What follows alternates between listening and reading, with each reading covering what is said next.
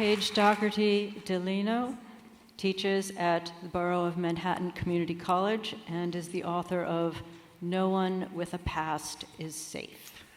It's wonderful to be here, and thank you for coming. We'll have more people the next time, I hope.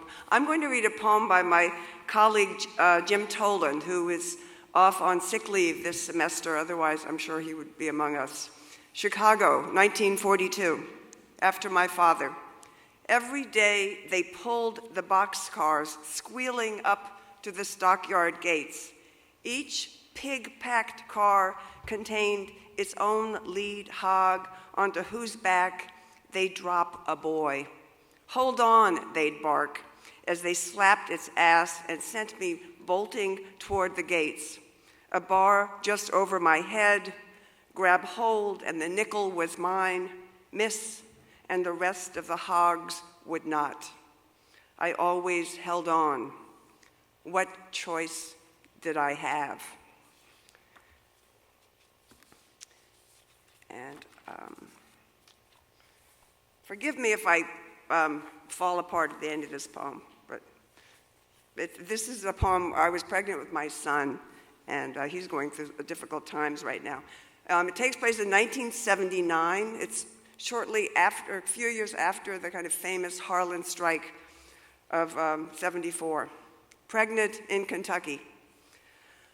The local president and his uninterested wife gave us their floor, the children gone to bed.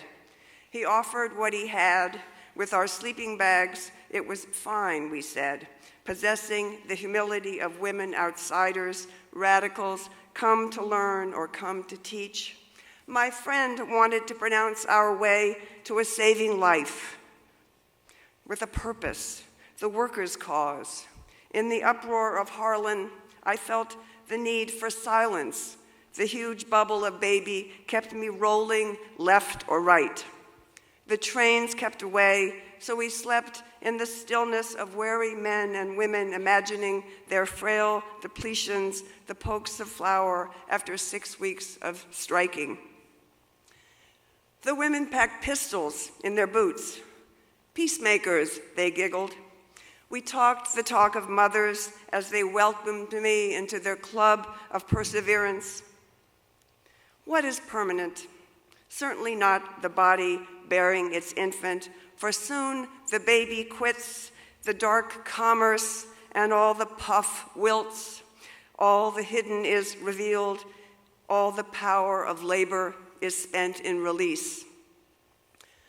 Nearly due, I knew the baby would not arrive on the roads home into Mingo County. He was too slowed by the difficulties of their strike, of the solidarities of women that whip body and soul together. He needed a day of slippery ice, one more night in the bed where I leaned against his father, asking for comfort, the bandage of desire. Traveling, one is unbound. I learned how hard the floor, how empty the kitchen shelves, how salty the gravy, how miraculous the places where one can stow a revolver. Sometime near Epiphany, we crossed the tug fork under January's blank and doubling sky. Thank you.